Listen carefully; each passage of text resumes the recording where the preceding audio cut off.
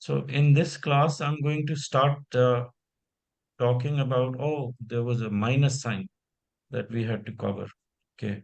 So after we get done, we finish up with the booleans that ends with the use of a minus sign or what used to be NOT. So let's get that out of the way. Then we'll start with proximity search. Where is the minus? I think I'm going to be using a notepad which works like a whiteboard for me. And it's something I think is probably um, as long as you can read the fonts, if they're not too small, I hope so. Unless I can zoom in also if I just give it a few clicks. That's better. So so these are some of the queries which is what is to be discussed in the class, but I'm looking for the example using minus signs.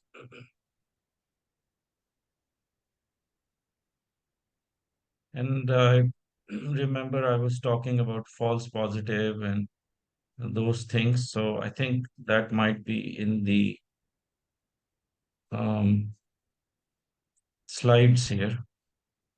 Let me check where it's at.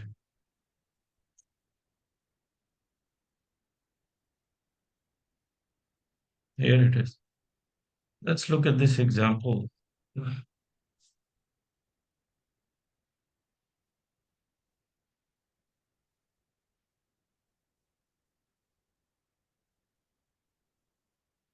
So let's deal with NOT, which is supposed to eliminate the term that would be on the right side of it, or what used to be, taking an example, just simplest one, apple, not oranges. Okay.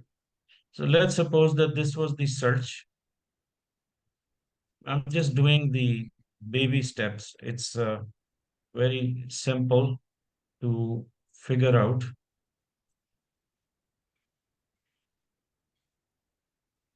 Now, let's suppose I had to get rid of the term which is to fall on the right side of NOT that eliminates the word oranges from the search results because of the NOT function that acts on what falls on the right of it. But because NOT is no longer entertained by the search in Google, it has been replaced. So if I wanted to use a replacement of NOT, this is how I'm going to write the query now,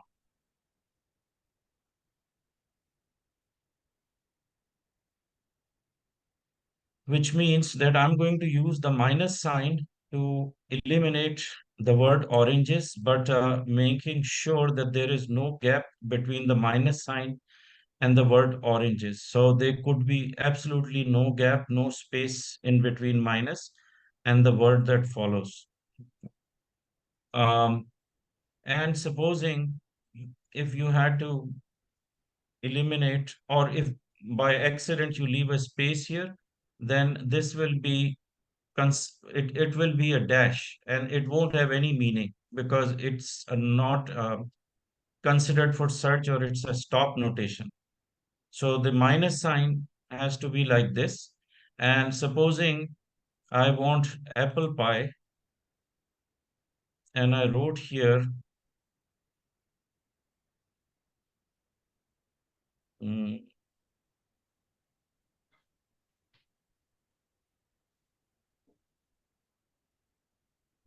let's say, what is the other kind? Banana pie.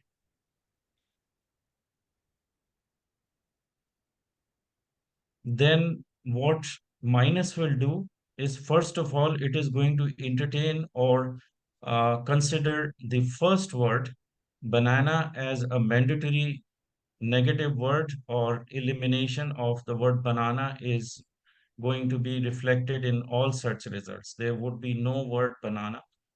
And there is no guarantee that the word pie will be connected to the word banana. So if we have to get rid of the two things like banana pie, I would have to go like this. I have to put it within quotation marks, okay, and not to leave a space. So this remains guaranteed that the minus sign will not leave any gaps. And you can use the quotation enclosure to enclose a search term to be considered together for its elimination in the search results. So banana pie will be eliminated.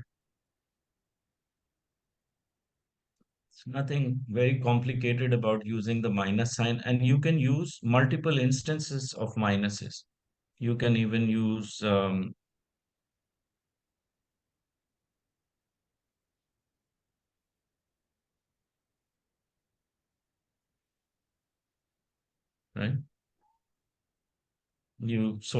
I mean, you can use the multiple instances in the same search query and it wouldn't matter. But just to give you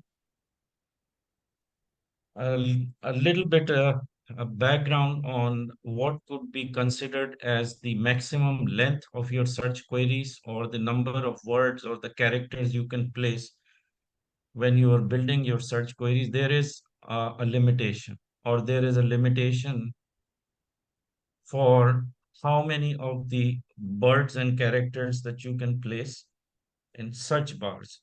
So, what are those limitations? One limitation, um, and I'm sure it's a part of your slides, because when you're building very long queries, you will run into some issues, okay, because of it. Now, let's take another example. Let's pick a query that is very, very long, okay. This is the longest one I have here. So let's suppose that this was the length of the query and many words in it. It's still not the maximized one, but we just have to assume it was giving an illustration example. Supposing the maximum number of words would stop over here, okay? And you have the query that is running from left to right and it is extending from, where the area I've highlighted, and it will accept up until the vertical bar, which is this one or the last leg of it, and everything that goes or is written after will be excluded totally, and the OR will have no significance. So it will just ignore whatever is after the maximum number of characters that you have placed in this single search stem. Now, what is the maximum number of words here? Google keeps changing it and it keeps experimenting with it.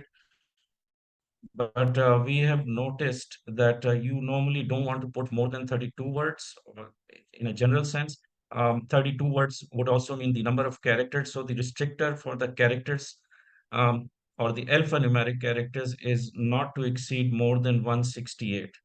So if you count number of words including the space, that is, this gap is also considered a single character or assumed to have a number included for it to be counted with everything that is connected with the characters. So words and characters, either of them would be considered as maximized when you exceed those numbers. Okay. So this is the story with how far you can, how long you can write the query. At times, we have used queries where a lot of false positive was appearing or something very famous that we didn't want to include on our search, but it had the same meaning or it had the similar wordings. We couldn't get to that. So we had to use a lot of minuses to get rid of, filter out the words. And so it became a very large search query or a very long one. So that created a problem for us. So we have used, generally as a rule, don't use minus sign more than 5 times. Okay. Uh, as much as we'd like to use it, but it is not recommended because the query becomes a little bit flaky. It's not giving a lot of accuracy in that sense. But So this was the minus sign, the simplest example. But Just be mindful that when we start um, with sixth class, fifth or sixth class, you will see that we are working with the examples, and those that you see over here are from previous batches that we have practiced with. All these queries in these notepad, you will get to do them in the class, and we will do it together. That's when we will be using the booleans in combination with few other search operators so that more complex searches can be explained you know um, so let's now continue with the we'll be using a lot of minus signs, but even before that there was one example that is probably a good time to explain as well, uh, to let you know how false positive situation happens. False positive is a search result that contains your search term but does not match the essence. The word essence is important. Does not match the essence of what you're trying to find.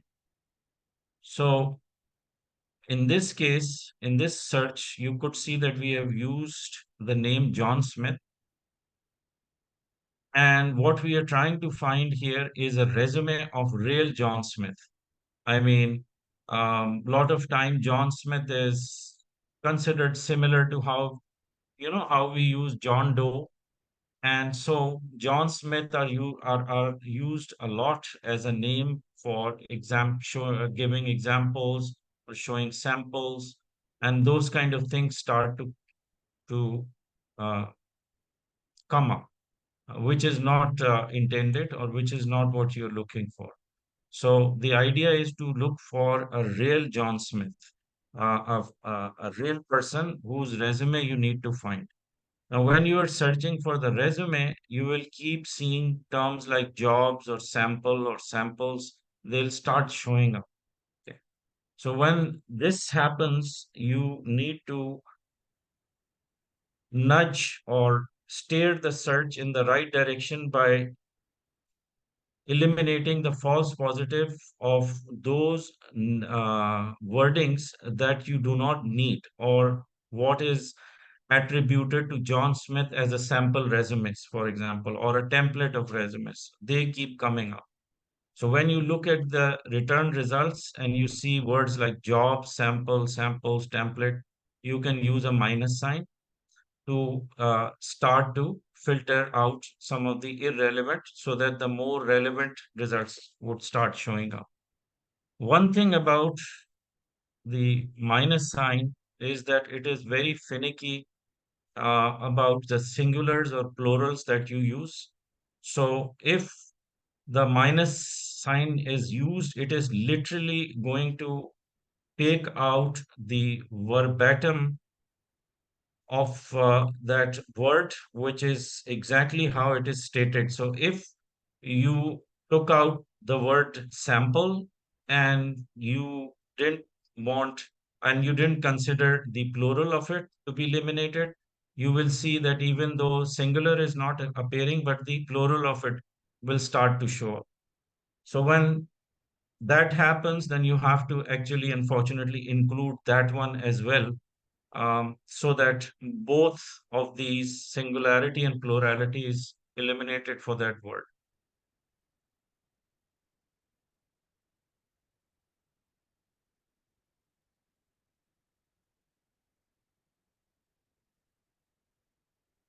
You will also see a minus sign plays a role in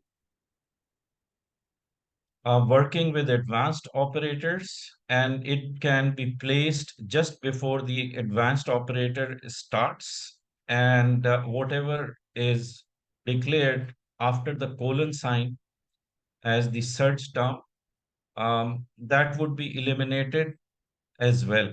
So the minus would have a lot of role to play in later searches. And as we do some practices, we will see its full functionality. Okay.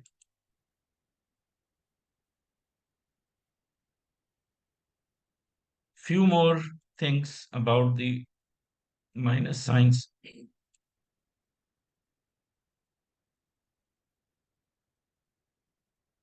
Take an example 3. Okay. In this one, let me, in fact, take it out from here and let me run it in the notepad.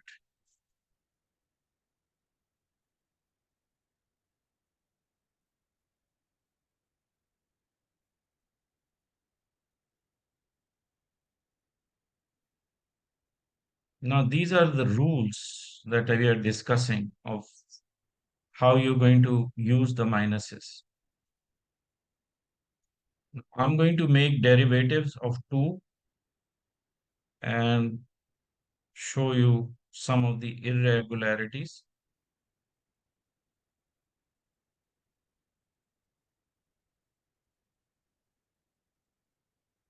You see where you have used OR, let me just put the vertical bar.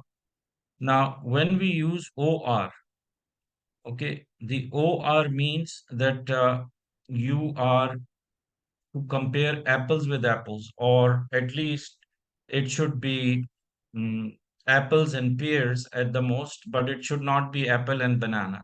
Okay, so just using that analogy. So here we have used a minus sign, minus resumes, and on the right of it is the whole statement that again uses the minus resume sign. Now, minus, you cannot, you don't have to put it twice. That's one thing. So there should only be one occurrence of the word resume. Generally, just to be consistent with the methodology of building or best practices of building search queries, whatever, wherever a minus sign is used, try to put those wordings towards the end of the query stem, um, or try not to duplicate the minus signs, okay, with the same wording. So resumes appearing twice is incorrect.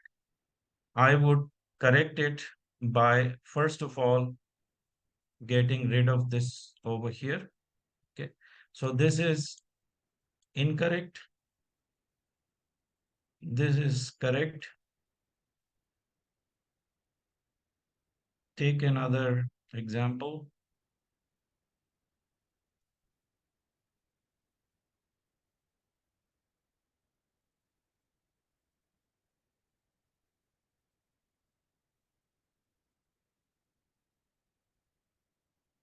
Now,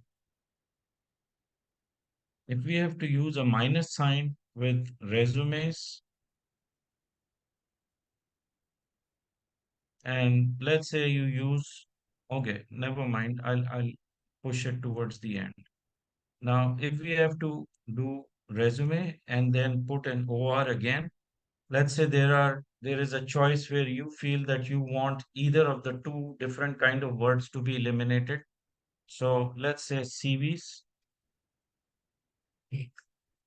This is incorrect as well. Okay. Whenever you use a minus sign, you don't put an OR. Okay.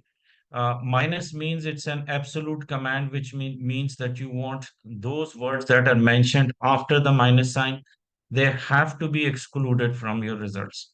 It's never a choice, so you don't use the OR. Okay. To correct it,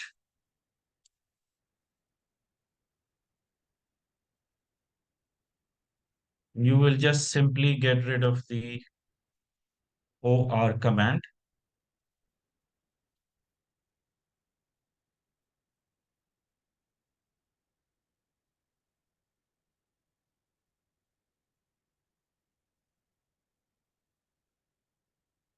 Okay. The third rule Another rule is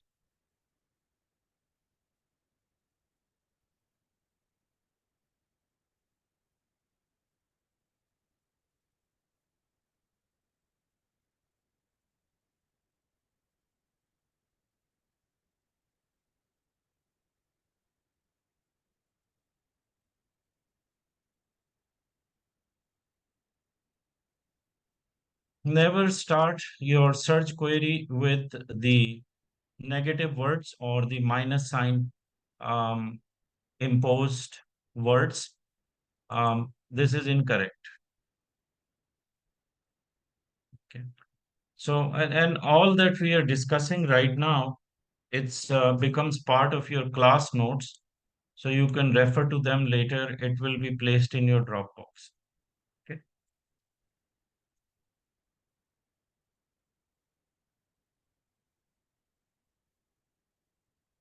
Yeah. One more thing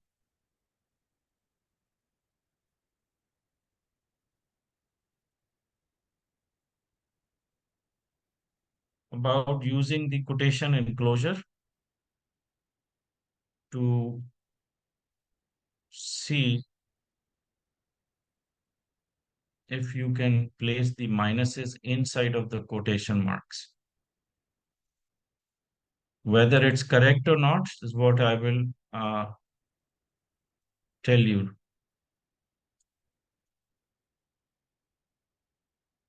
Let's say I change the query a little bit.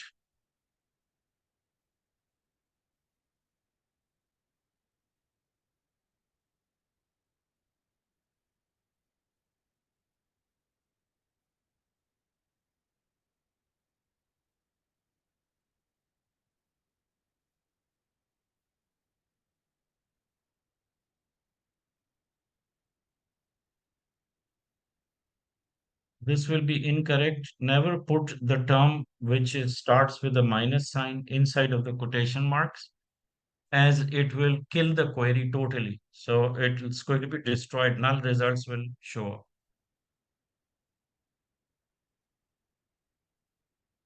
These are the only rules you have to be mindful of.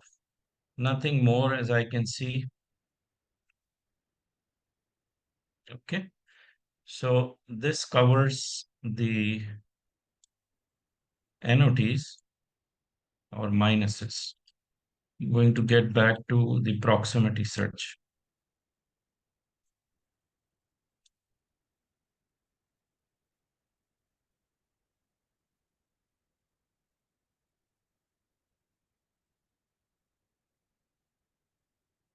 See, when I was telling you about the minuses that works with the advanced operators, this is how you're going to use the minus sign. You can use the minus sign with the file type, with the site operator, in URL, in text, in title. All of these would work nicely with the minus, and we will discover this later, but just mentioning it for now.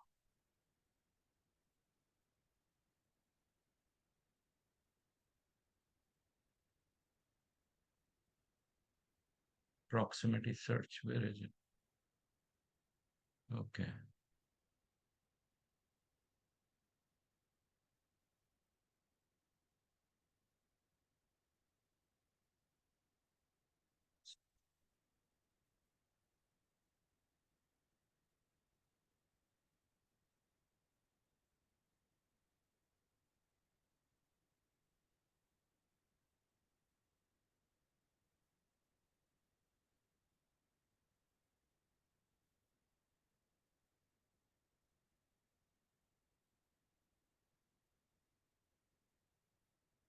There we are. So let's start with the proximity search.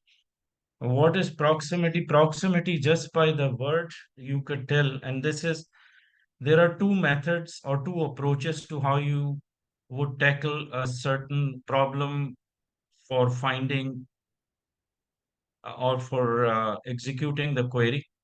Um, One of it is that, depending on the volume of information or the more definitive information you have, you can actually execute a precision query using booleans and using the advanced operators. But the other approach is when you don't have enough information, or you have an idea about something, or you can only think of a search term which is partially complete, or it may not be as accurate, you're not confident about it.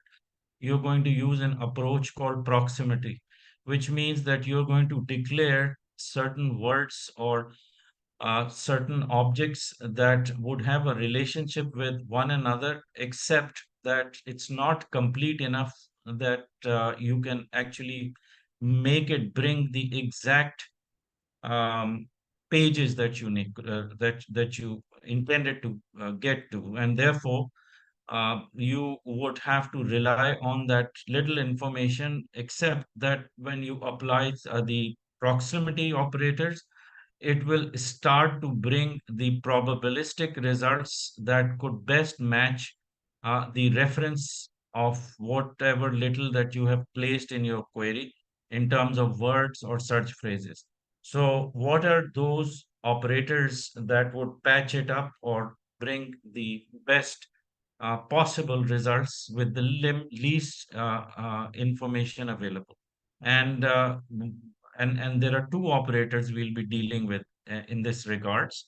One is called around operator, and the other one is asterisk symbol, or a notation of asterisk notation. So anyway, the first operator is called around, and what around with the capital AROUND. By the way, around is similar to another proximity operator that works only with Bing, and that is called near, NEAR, also with capital letters, but the structure is the same. Structure being that the word around in capital is followed by the parenthesis of declared number of, or approximate number of words that you can declare as a number. So without leaving, and that is without leaving a gap after the last alphabet of around, that D and where the parenthesis starts should be absolutely no gap. This hashtag is just a placeholder, just a symbol that is not executable, but it is saying that you can put a number or the maximum number of words, um, which is what we are going to get to understand how around works. But it is the numeric value that replaces the hashtag. Okay, and with some examples that I would be able to run using this, I have that in here, in here, right here. So let me show you how that works.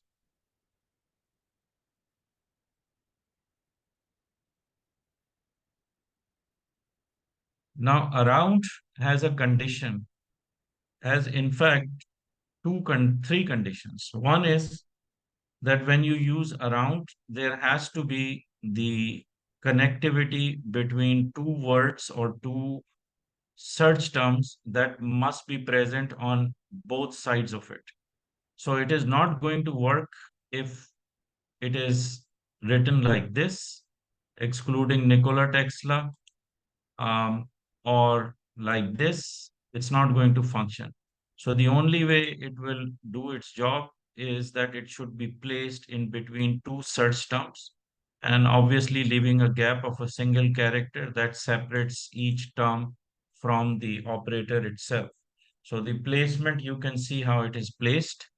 Around 10, what 10 declares is that, and you have to listen to this carefully, 10 means that the number of words that is missing between the two terms Nikola Tesla and Thomas Edison should be should not be more than 10 words, or on approximation there should not be more than 10 words.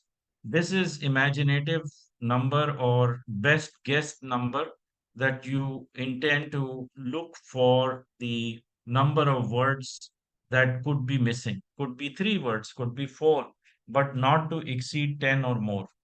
Okay.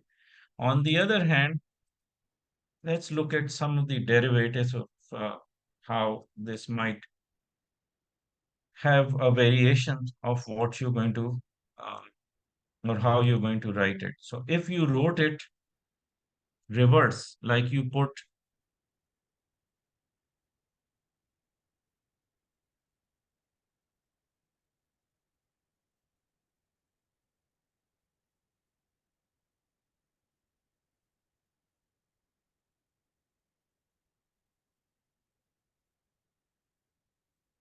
if you wrote it like this in a reverse order, it would be considered, it could be a problem. Why it could be a problem? Because it will start to look for the result from left to right.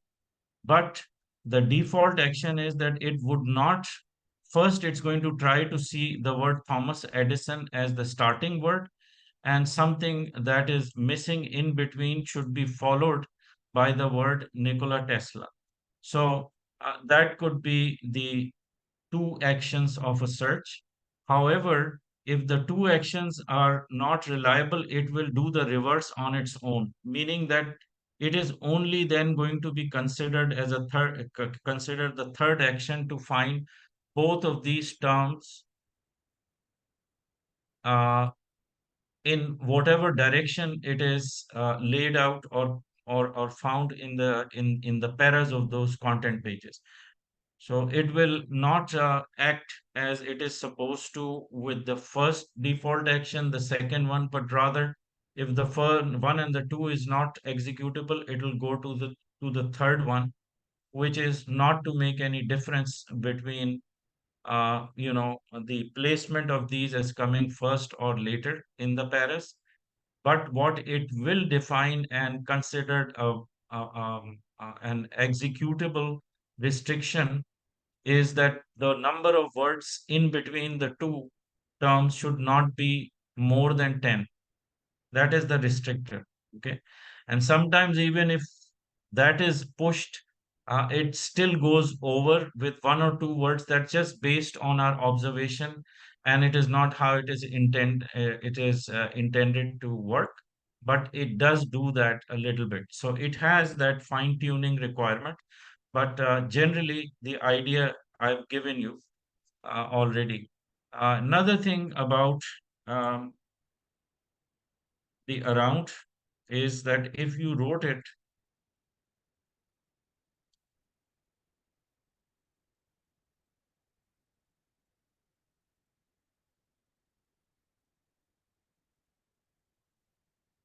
this,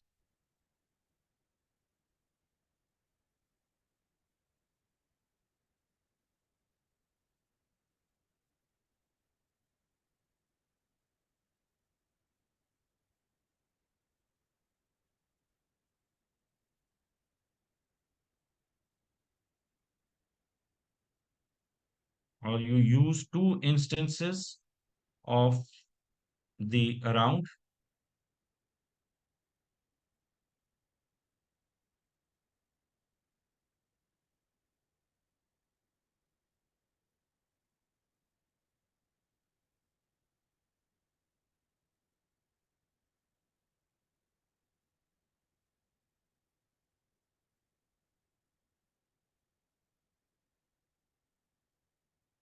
it will not work.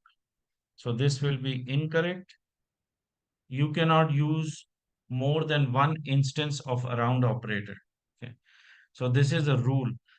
In the same query, you would consider around as an absolute operator that would not work with another instance of around. And at the same time, if you're using other search operators with it, even that could be a problem because it is very finicky. It wants to operate in isolation with more focused terms or more focused results that are on placed on both sides of it as is intended. Anything else that you're going to do with it would be an experimentation, and it will just give certain results which you wouldn't be able to figure out how they are coming. So this is incorrect. This is correct. You can also not apply the minus sign or ORs or nothing of that sort. So whenever you want to run a query such as this one, for example, and you want these two words, electricity or and electric pole, to be included with OR, perhaps I would run it in a slightly different way to make it correct, yet to include the word electricity and electric poles. Then I would go like this.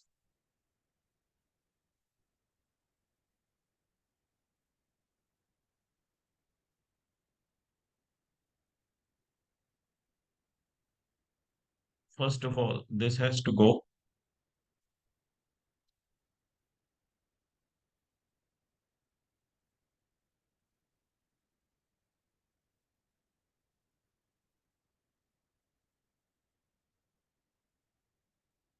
So now what it's going to do is that it will look for the 10 words in between Nikola Tesla and Thomas Edison, and then try to find the word electricity and electric pole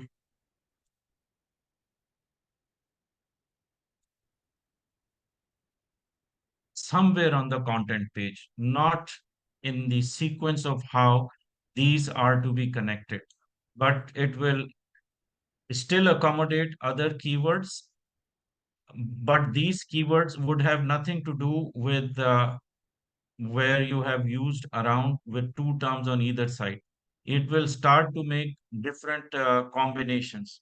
Like it'll either consider these to be resolved as the first instance, okay, and isolate electricity and electric pole and see if it can find whatever is missing in between these two terms, and additionally look for the electricity, electric pole, whatever you put as an extension of the keywords. But the act of finding what is missing ends with where I have shown you with the parenthesis. In reality, there is no parenthesis, just for explaining how this might work. Okay. Um, Take an example of lives is a stage around 10 men and women merely players. Now, there could be a problem with how you have phrased men and women merely players, for instance, as a part of the it's a three-liner or more than two lines, but here we have extracted the bits and pieces of it. One of which is men and women merely players. The other one is life is a stage, and anything else in between or what is part of the whole statement you don't know. This is all information you have. So let's see how your search is going to run. And mind you that I have not placed men and women as players within quotation marks. Okay, I've given it room, I've given it space enough that even if I'm wrong with using men and women merely players, or maybe the statement is slightly different, yet it is somewhat connected with life is a stage. So by design, I've left it open. And there would be times when you want the terms to be within quotation marks. Like in this Thomas Edison and Nikola Tesla, we know for sure that these are the definitive names. So to put them within quotations is more controlled act. But in two, we intentionally want to leave it a little bit open. That's why we haven't put any of these within quotation marks. And we're going to try to test it out as well. Um, I think it's a good time if we can take 10 minutes break now. I'll see you shortly.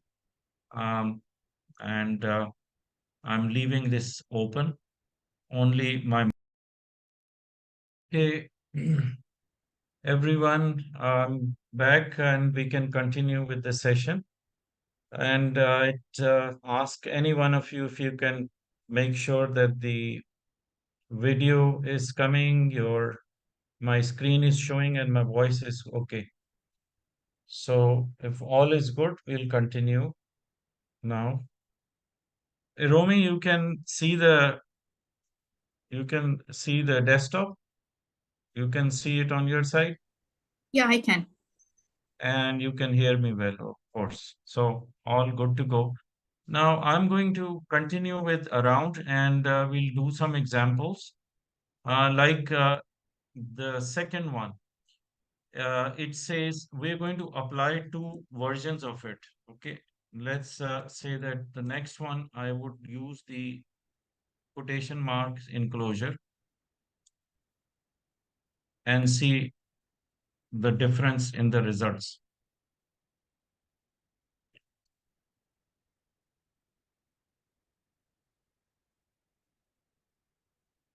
So in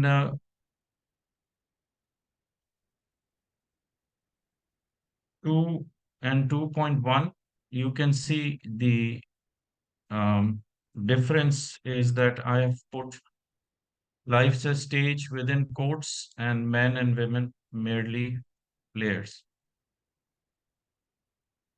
So whenever you are using the terms that is inside of the quotes, it means that they have to be exactly uh,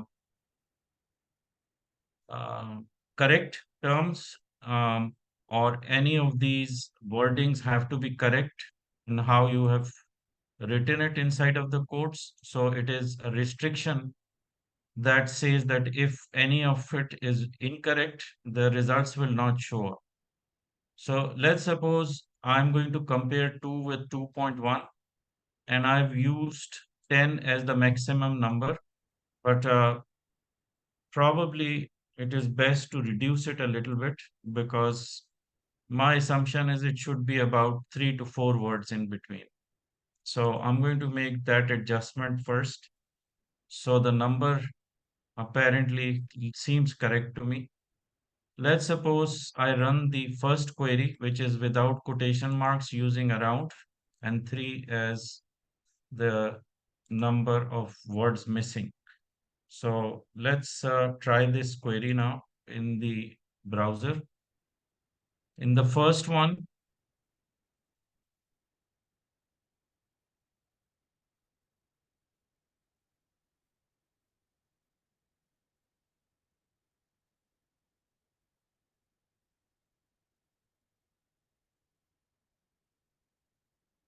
to increase it, bring it back to 10. I don't want to take chances.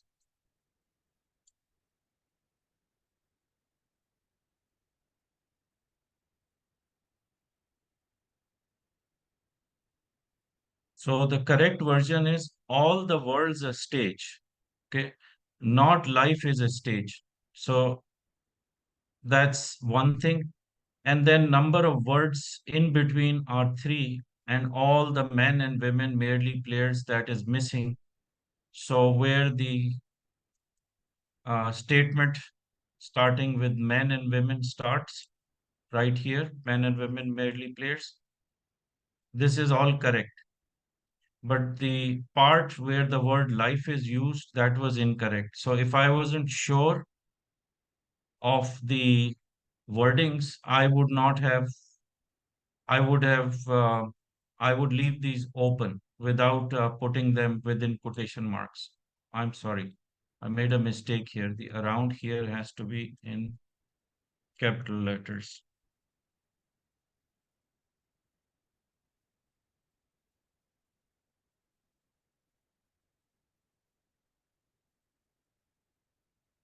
So world's a stage and all the men and women merely players. It filled it up. The missing part was and all the. So there were 3 words. So if I had done 4 to be the maximum, I would still get the result, same results. Okay. Um, if instead I would run the same query, but putting life is a stage instead of world's a stage within quotation marks, let's see what I get.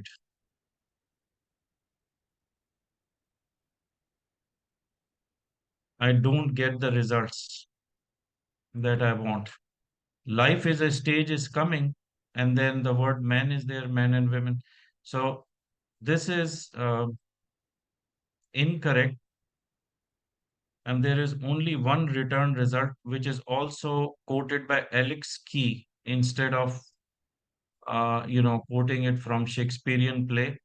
So I would rather than leave this open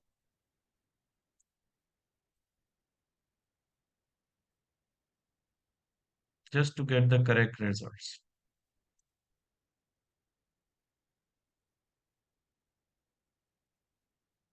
Now I'm getting the right one. All the world's a stage and all the men and women merely players.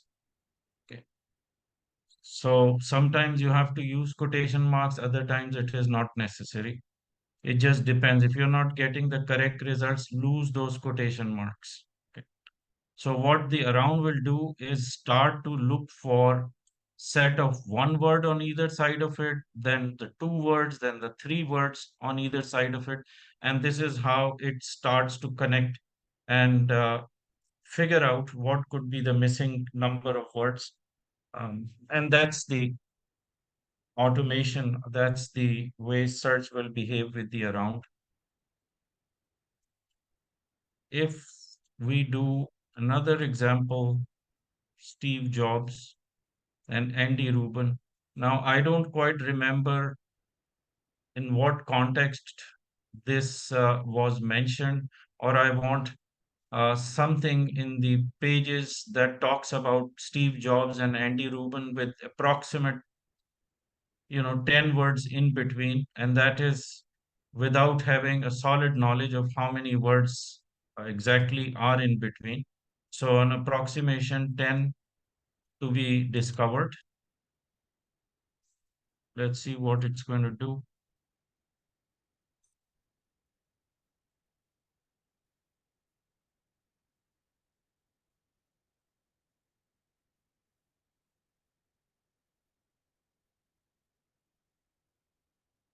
Steve Jobs and Andy Rubens with in between 1 to 3 words. So it is still under 10 words. In the second one, Steve Jobs and Andy Rubin is mentioned, also less than 10 words. So this restrictor will remain intact. But let's look at the longer one, Steve Jobs and Andy Rubin. So between Steve Jobs and Andy Rubin, how many words are there? One, two, three, four, five, six, six words. So not exceeding 10 words.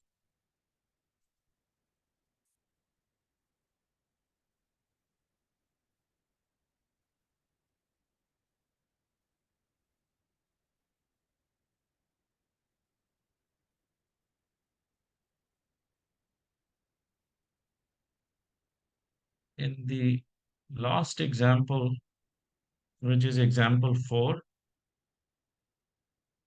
let's suppose that you are trying to find an excerpt from the quotes that are coming from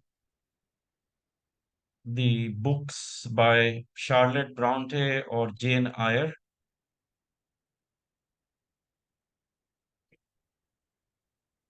but you really want something coming from Charlotte Bronte with the few words that you know of, like this one. I knew you would do me good. Okay. And there was a continuation in that para or in that quote that included the word, also the words, I saw it in your eyes. So these are two statements for which we know they are accurate and we remember it precisely. So we place them within quotation marks. In between, I put around 20. Okay, so 20 words on approximation. What we are trying to establish here is that these numbers that you put in will impact your results as either coming from Charlotte Bronte or Jane Eyre, depending on the number of words that you have mentioned to not exceed this limitation of the number you've placed, like 20. So let's see what comes when you do this with 20 words in between and on approximation.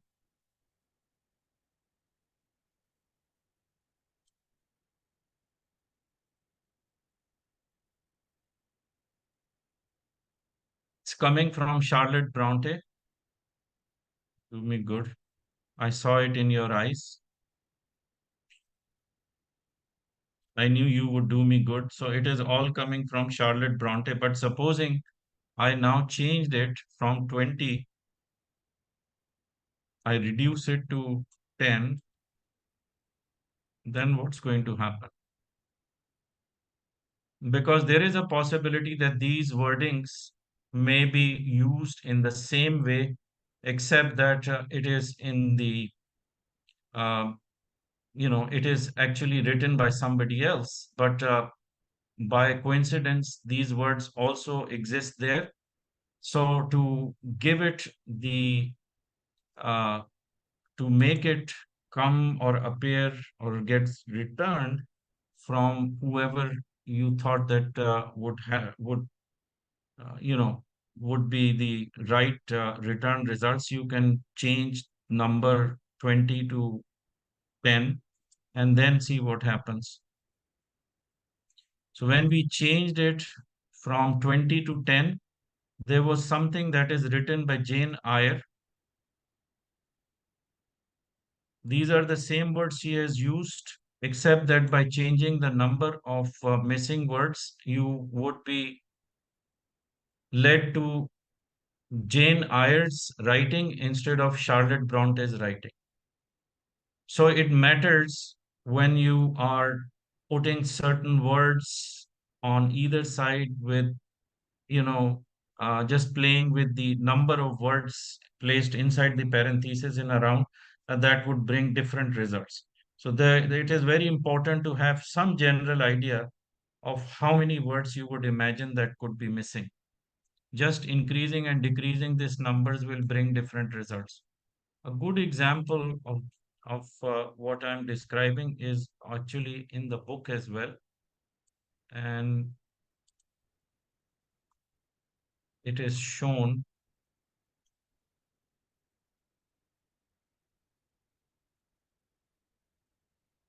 here.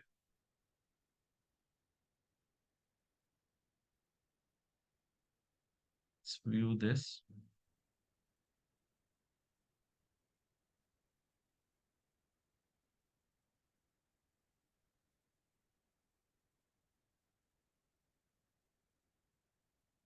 In this example, on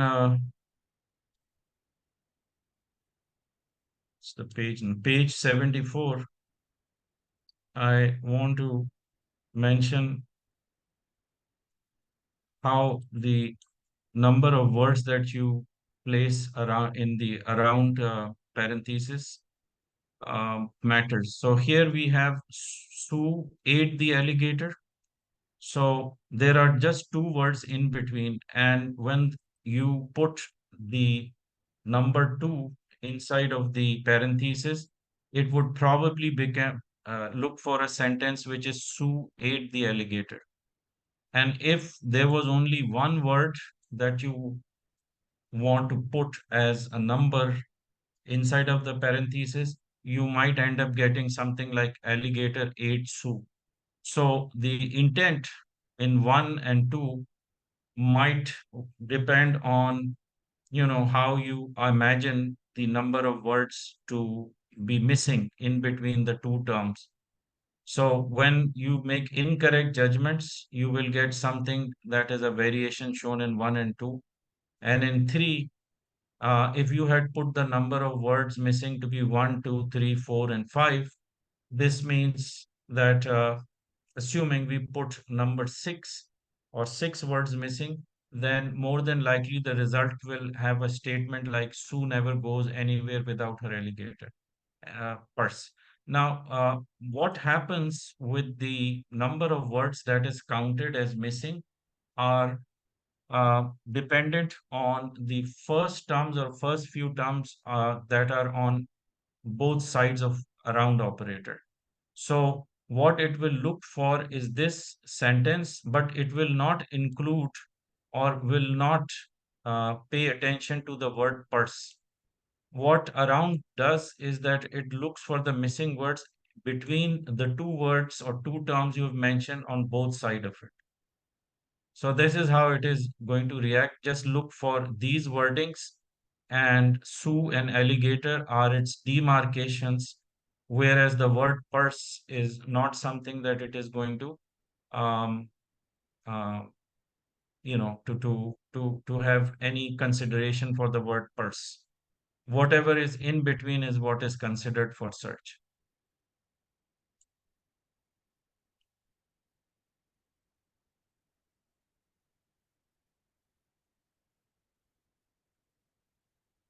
Next is asterisks.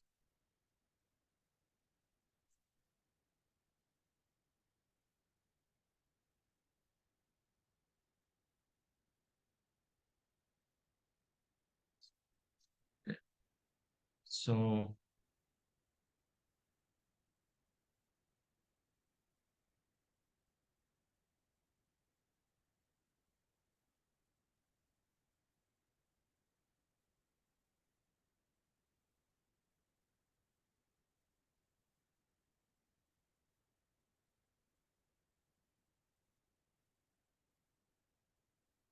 on what happened here? I'm sorry, just that I had just before the started the lecture, I was playing with these PowerPoints, just switching some of them, and I think I probably made a mistake somewhere, so I have to get those PowerPoints again.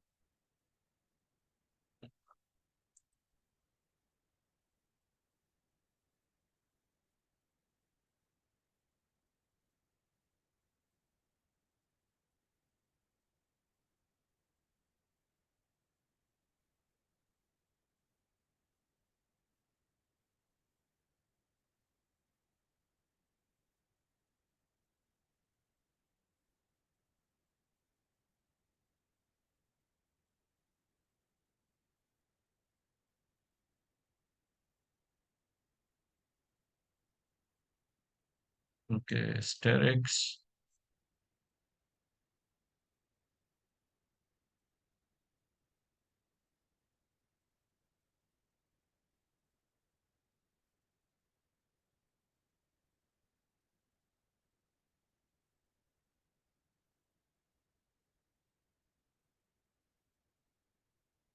The symbol asterisks has a very unique, it's a unique property it has, and it is a placeholder, which means that wherever you place it in the query,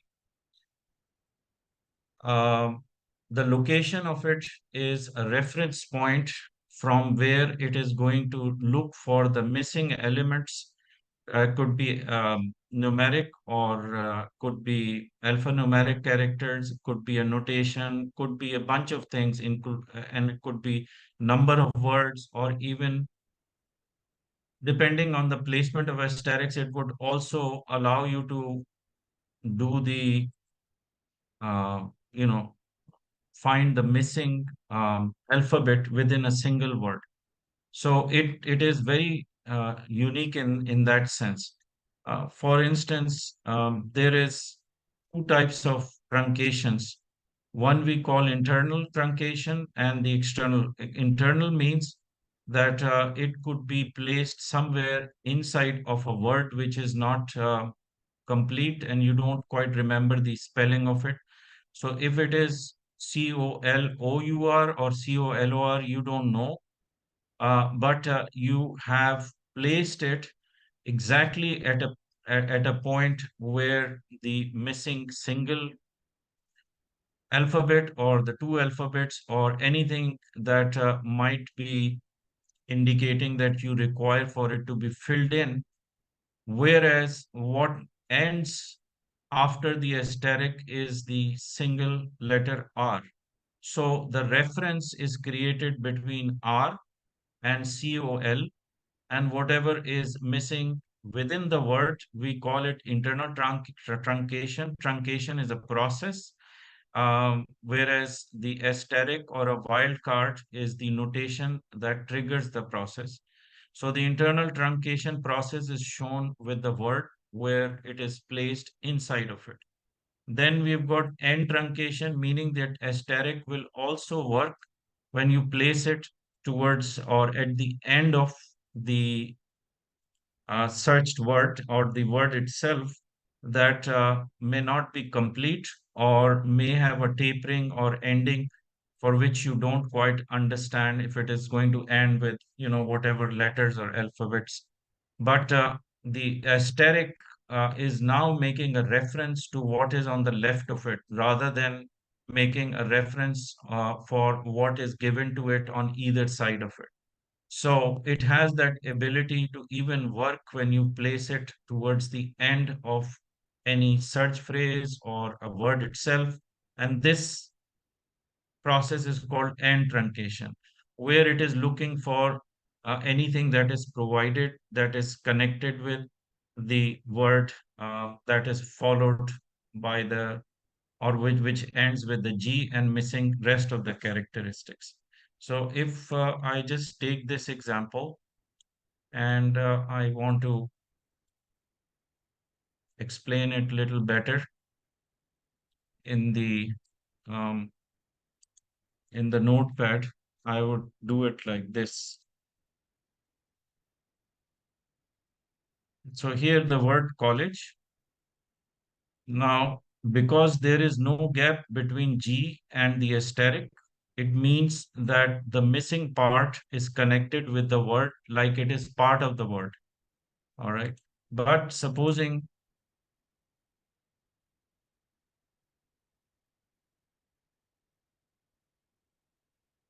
um,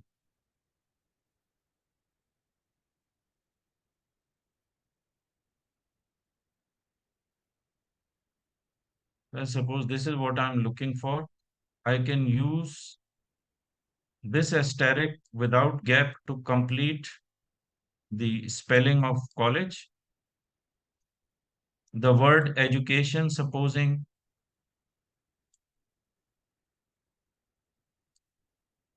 here I put another asterisk.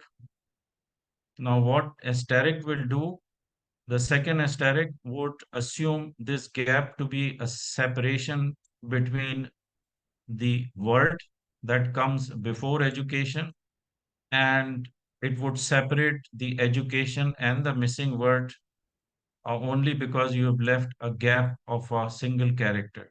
So a single character gap on either side of the second asterisk would imply that it could be missing another word, or could be more than one word, or it could be a sentence that requires for the asterisk to fill up or to include those wordings that has a continuation with the rest of the sentence, which is education, ECE training. So it would be able to do that. And we will see the variations of how the asterisk is utilized in certain queries. But at the same time, important to understand with number 5 is the placement of the asterisk and what it would do.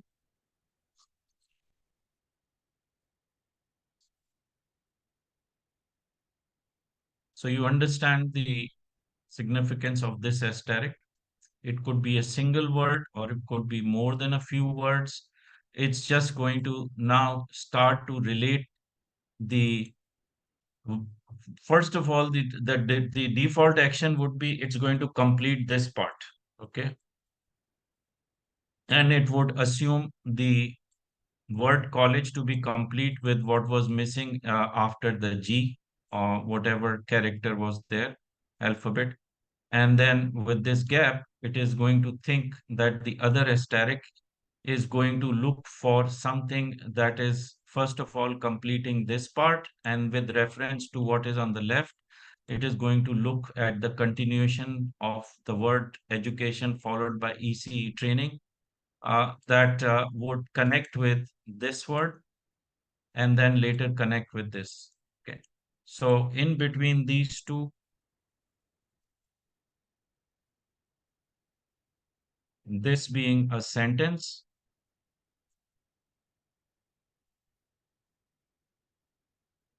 completes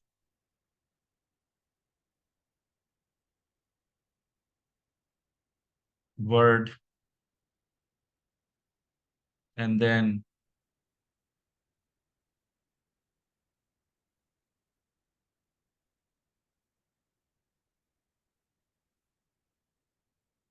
Let's call it number one. Let's call it number two. Let's call this number three.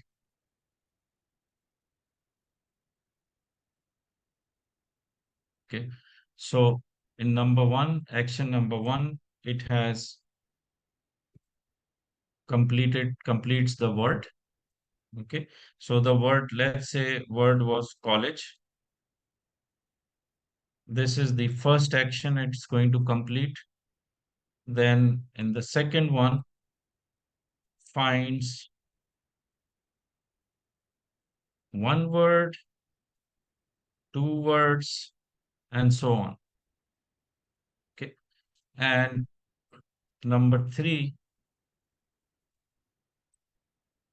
works reference to, or say works build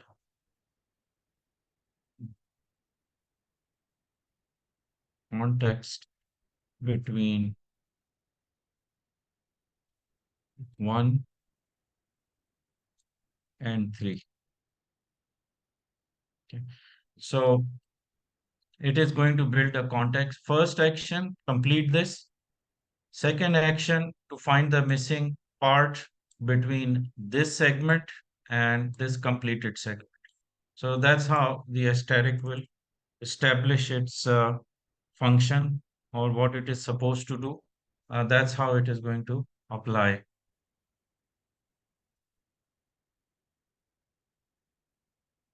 These are some of the examples of using asterisk. These are the basic examples. So the first one, Mary Ellen Bates, for instance. Here, the word Ellen, we don't know if it is Ellen or Ellan. But because you're looking for the first name Mary and Bates to have to be the reference to what is missing in between, it is going to look for just those missing characters. It could be AN or E, or you can think of different variations. It could be two characters or two alphabets or one alphabet. So if it is ELLAN, so two of those alphabets it's going to add, or if it is ELLELE, then it would be just one. But it will just depend on what is usually searched or what is given a higher ranking to be more prominent or more prevalent middle word or middle name that is given the space with reference to the first name and the uh, last name. So it'll do its own magic. It cannot be controlled much, unfortunately, but it is the best bet that you can, in the absence of enough information or enough references, this could be, a lot of search results. Similarly, you can put, for instance, Mary Jo and Bill Gates. You can put Mary Jo within quotation marks also, but here the example is shown in the simplest way.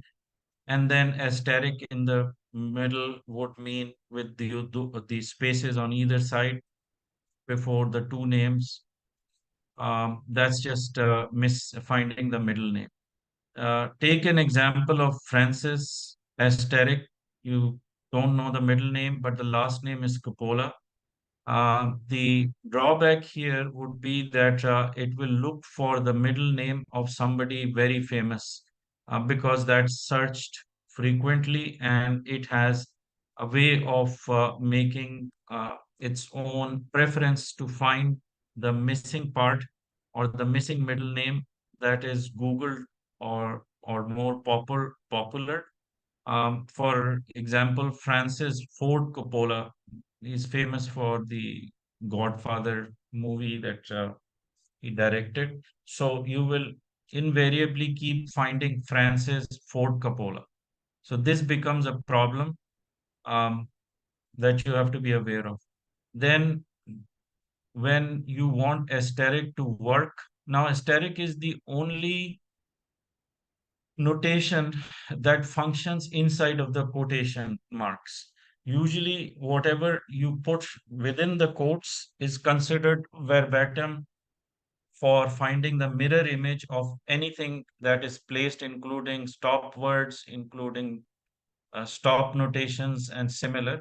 But asterisk is the only notation that would have a different functionality and um, would be an actionable command instead of treating it uh, as a stop notation.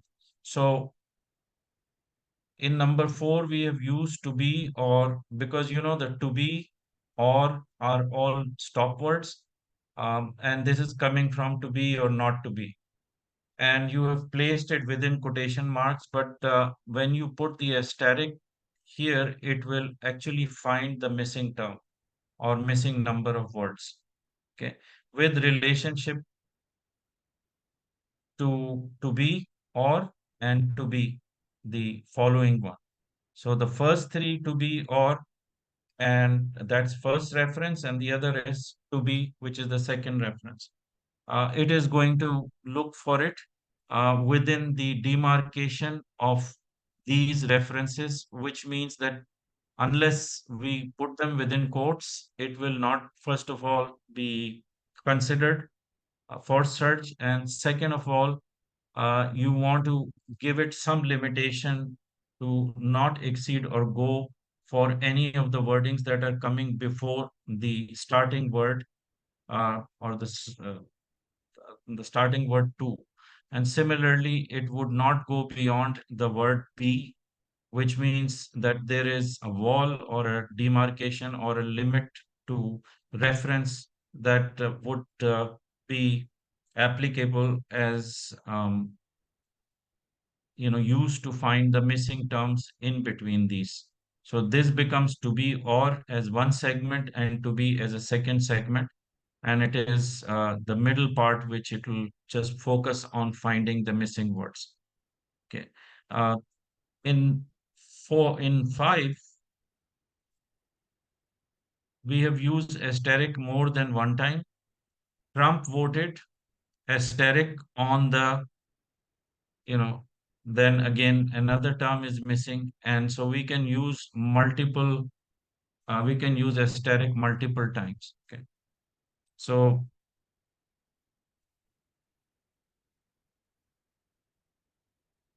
let me try this one.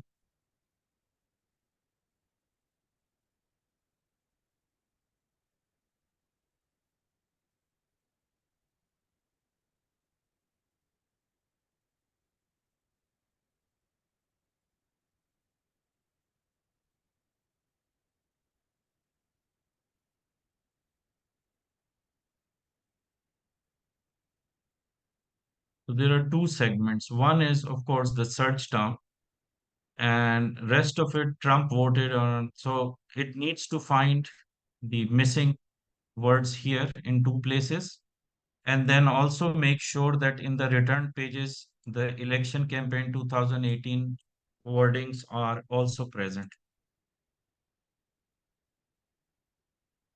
So let's suppose this page is not available for some reason. It's not showing now. One thing I will do to make something happen out of this is that I'm going to lose the quotation marks enclosure. Okay. Now I have a better chance of finding something that may have a connection with what is on either side of these asterisks, and no demarcation. Okay. So maybe it is phrased differently. Mm, Trump voted. Trump,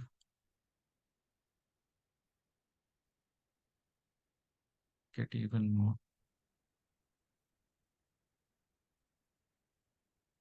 Don't seem to be writing, to be returning. Um,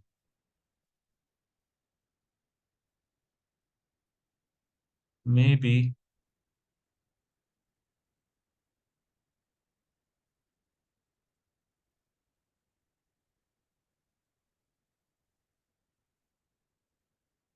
Now it's so sometimes, if you're going to lose the quotation marks, you would have a better chance of finding it because Trump, what was it before? Mm, Campaign or election or the bill, if any of these are not um, phrased as you have placed them with enclosure of the quotation marks, you would definitely not get the correct results. So sometimes, because these are slightly old queries, so that's why the page may have moved or it's no longer available. But anyway, we did find something that would work. So if I want to put, where is that? Voted. Okay. The word voted.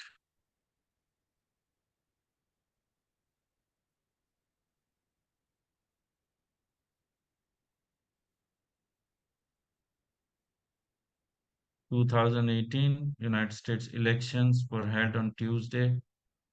Okay,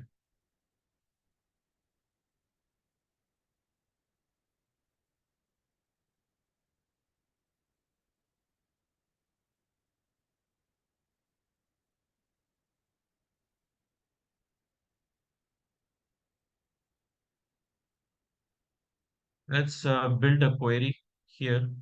So supposing I take the wordings Donald Trump and I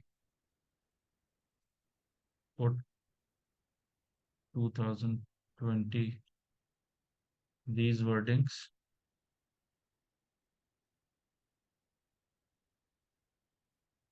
put an asterisk here,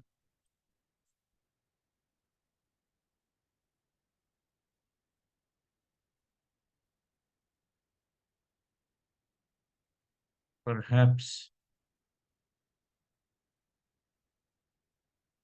election.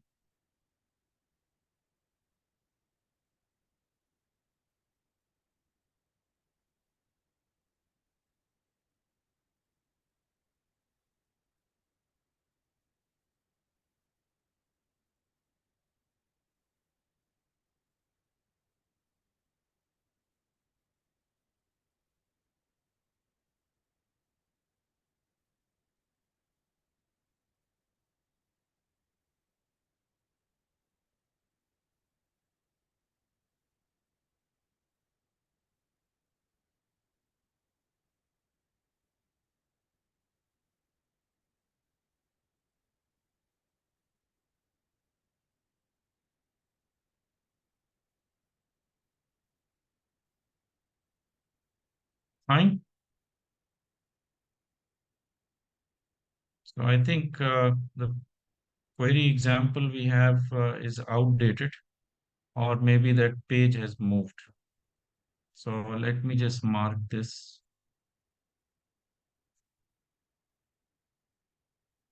Okay. Now let's do some more examples of aesthetics.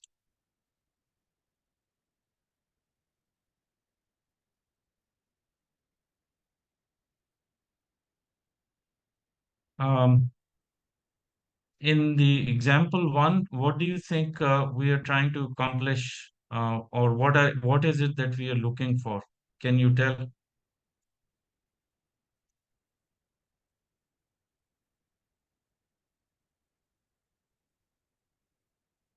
Um,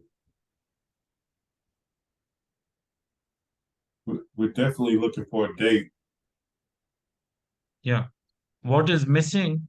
First of all, the dates show up in results in different formats. Everybody is using different formats, and we don't want to lose on the information that is coming from uh, you know, other formats where we are putting a restrictor and saying that we want it to be written as October day and then the year, or, the month or year, and then the day. So all those and the structure of it, like in the second one, you can see it is written 10 backslash, how we write it. It's one of the formats we use with the backslash. Um, so to ensure that the formats are at least included, we are going to put all three different formats here. But at the same time, we want asterisk to act as a finder for the missing day, which is missing in all three of these dates. So if it is October space and asterisk, we are looking for the day in this format, and to ensure that it is the format that is described exactly, we are going to place the quotation marks enclosure. In the second one, we did the same thing. We put the asterisk here.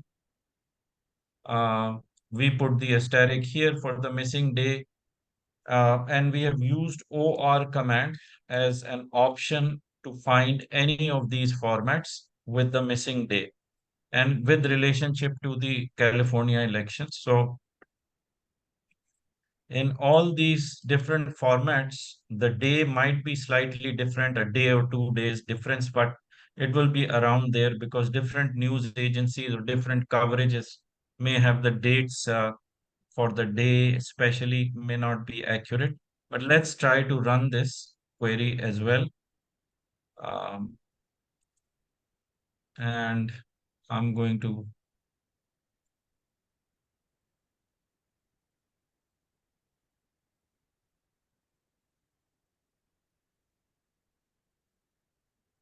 let's try to run it. I think this is correct.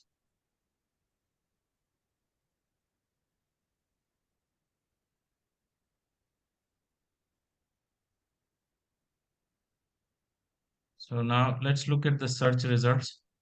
So it's October 8th, talking about California elections. California elections, it's October 7th here, 2003. And the way the dates, these two are similar formats. They could be other formats also. Um, I have a question.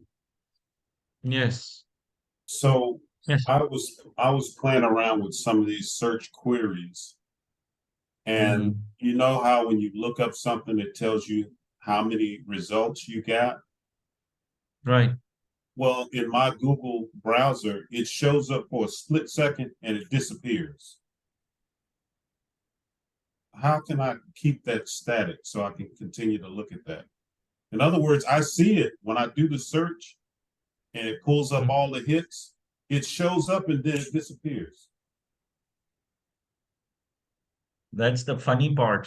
The Google is supposed to work in a certain way, ways that we are used to looking at it.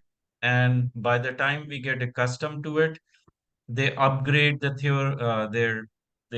algorithms, or at times they're experimenting with things, and then think,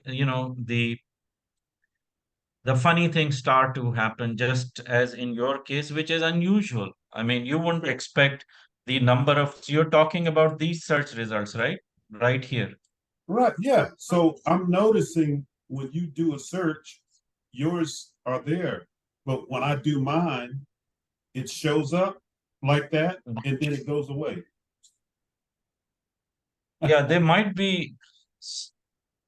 That's the thing. It's very hard to say exactly why it's doing it. And sometimes certain results are showing in a different way somewhere else, or within the same location. I found that the two people doing the same search, but some funny results are coming on one side, or it is not as predicted. For instance, the other day I was teaching and showing them, how to use file type colon in the query, which was perfectly working a few days before. And then when I had to actually put the show on the road and show them exactly how the behavior is like, the icons that says if it is a PDF file or not, those small icons that were coming with the results, Right. um, or if it is XLS files and so on, that totally disappeared and it's not appearing at all. And it was embarrassing for me to, tell them or to show them how the results are coming as PDFs only, and I don't see the icon, so I have to click on each one of those links. Whereas somebody else, one of my students said that it's working perfectly fine on her side. Wow. So what can you say? Besides, eventually it just evens out and it gets back to its normal sense of usual behavior, but it takes a bit of time. The next time when I did do the same search, somehow it sort of, it came back to its original format. So who knows what's happening with, and if these things are disappearing, these are pretty much like permanent and if it just keeps going away, obviously they are doing something unusual. It's not Okay. standard. So I wouldn't worry about it, except that I'll give it a few days, because the search engine environment is huge. They've got hundreds of thousands of servers that needs to be, even if they make a slight change, to make that change prevail or to start to replicate and make it to all the servers globally, it takes a long time. Sometimes it takes as long as 2 to 3 weeks. um, and they call it a Google dance. That's the term they use. So the Google dance, sometimes it's dancing, but it's really not crossing the floor, or it's not going where it's supposed to be Okay. directed. And that's it, pretty much. Okay. Okay. Okay. Well, Yeah, thanks for and clarifying don't be that. surprised. Don't, don't be surprised if I'm not getting the correct results. Uh, Things happen. Yeah, I mean, Okay. Google is Google. Right. Okay. Yeah. Okay. Uh, let's try another example here, Anthony. I'm going to now look for, okay. So this is a query. It says conquering the dash and dash of grief. So this is probably something that's taken from a book. I don't know who the author is. So what I am looking for is a book that has these wordings, except that I have placed them within quotation marks. So whenever I'm putting quotation marks, I'm curtailing the referential treatment of how asterisk would limit its search for the search between the words that starts after the quotation marks or inside of the quotation marks. So this demarcation is really a slight control on where you don't want the wordings that has a reference to go beyond the first two words, which is conquering the. So their the limitation will be set with the quotation marks open here. And similarly, the quotation mark close is a reference to the words that ends with of grief. So it could be a longer sentence because these are like picked up as if it's plucked from in between a sentence. It's not even a complete sentence, but we had still wanted to be within quotes to make it a tighter search. If you are not getting the correct result, sometimes you tighten it. Other times, if you're not getting the correct results, you may also take out the quotation marks to look for the references for the wordings that follow, let's say, of grief, something, something, or something, something, continuing with conquering the. So to open up that sentence, make it a wider search, you would just lose those quotation marks. But the accuracy of the results is going to be less if you open the quotation marks, because any kind of sentences might have these wordings, and asterisk will only act to fill in those any kind of wordings that might be a lot more variations of those sentences. So anyway, in this case, we've got the author as a word that I need to be found, or I'm looking for the author. Book, not necessarily to put it within quotes. I didn't want to do that. Let's say the word price and the dollar sign work hand in hand, because price and dollar sign, and I didn't put it in the quotes is only because at times you find the word price and there is no dollar sign.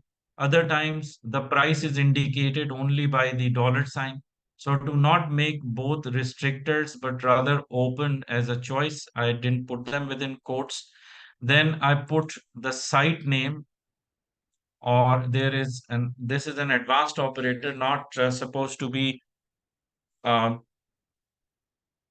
something that we are discussing in detail, but let's say site colon restricts the results coming from Amazon.com. So this is how we write it. Let's try this example as it is actually already in the notes. So let me see what happens. So I'm getting the results from Amazon. I'm getting the sentence conquering the mysteries and lies of grief. So this is where it is filling it in. Okay. With the what was missing after the is mysteries. So this one is missing the word mysteries and lies of. So there is the word lies that is missing here. And therefore, this is just one example telling you that asterisk would work with other commands, other notations, with everything else successfully. So it has the affinity to work with multiple operators, and therefore a very flexible command, and it can be controlled by putting some of these wordings within quotes. If you leave the quotes out, or if you open the quotes, you'll probably get even more results. And that may not necessarily be from the same book, because it is less controlled and more open, susceptible to finding other results that may have these variations or these combinations.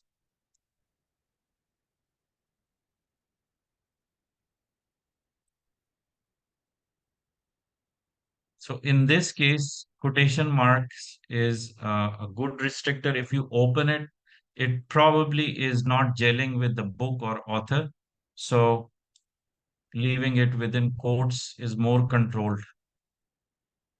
All the time, you will see that in the search results, it is giving you something like giving you advice on how to write the query by eliminating the quotation marks enclosure. That's pretty much, what the search engine suggests if it is not finding the results properly, or if it feels that you can get better results. It will advise you somewhere here in the return results, in the beginning of when the search page opens up. It will say, did you mean, and then it will write the query. And invariably, you'll find the only thing that it will do is ask you to get rid of the quotation marks or that restrictor. Okay. So that happens also. Anyway, continue with the examples. In the third one, you could see that we wrote search behavior has changed, as if it's picked up from the middle, or it's a middle of a sentence. And anything that started it with the continuation from the word search and where it ends with the word changed. And there could be more information or more sequence of how it started. It would also require wordings that ends that sentence. So you're going to do a placement of the asterisk on both ends. These are both external truncations, and you can also use asterisk to run the search this way. So if we try this, mm, let's say, let's see what it does. All right. especially when we put the truncation marks, asterisk at the beginning, at the end. We must put it within quotation marks. Okay. If we leave it open, it is just going to bring all kinds of results. Okay, because the sensitivity here is that you are giving it an infinite grounds to look for anything that has the four words somewhere in long sentences, in paras, and then where it started, where it is placed inside of the paras, part of the sentence, part of the para, then continuing with lot many words, including the length of the para that is beyond just the sentence that contains such behavior has changed. It might be it is advisable to give it some demarcation to reduce the scope of the return results that it would invariably start to mm, bring irrelevant results. So the best is to confine it, to limit it by using the quotation marks. Okay, especially when it is in the beginning and the end of a sentence or part of the paragraph. It's better to be doing controlled search this way. Then what else we have? So this is another example, except that this was part of the complex searches, which is what we will get to eventually. So some of the operators used here are advanced operators like before. Okay. So it's not as relevant as far as, how the asterisk behavior changes, but I think it is more geared towards how the operator before, which is a kind of a date range operator, which that we will be tackling later on. That's where we are identifying it, or the query is more emphasized in using before. Whereas this one, you could see, is not a problem. It is standard. We have used it uh, and in different examples. So we'll just skip this one. One of the things which are very complex is about the placement of the asterisk that if you're doing very complex or high-end searches, you will encounter another way of using asterisks on a page, which I will point out. Perhaps in during the weekend, if you get a chance, while this information is fresh in your mind, perhaps it is a good time for you to just go to this page, which I will mention just now. In fact, I don't quite remember the page numbers, but I know the general location of it, and I'll find it for you. Uh, and that's in the later pages, somewhere where you may not be easy for you to get to. So let me show you that page display, two pages, and it is somewhere in chapter 11. Asterisk.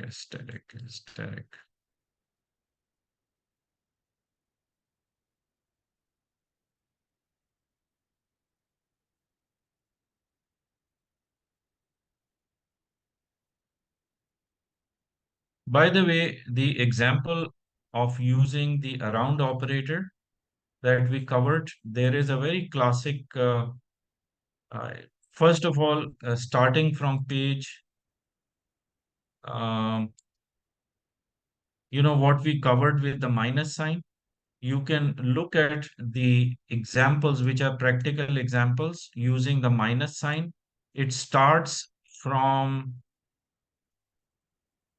page 189. This is the example, okay, that you may want to just put the page number somewhere, write it down.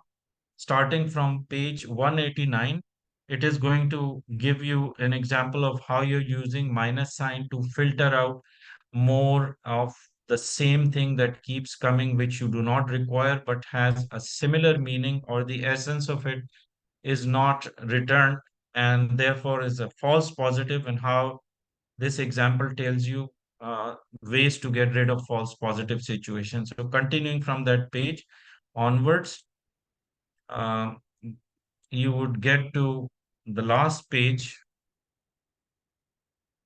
which is page 197, 193 to 197, that takes care of that part.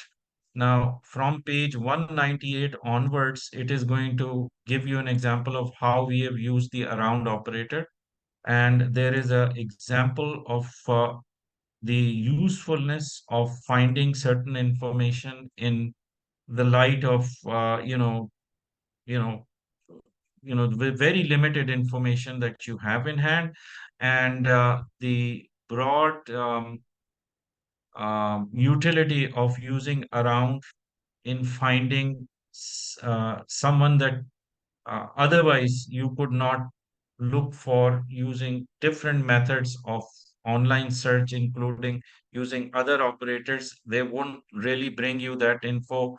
So the only powerful and the most useful operator would be around. So that kind of a situation is actually shown here in this example, and you will see how the around is giving results. Mm,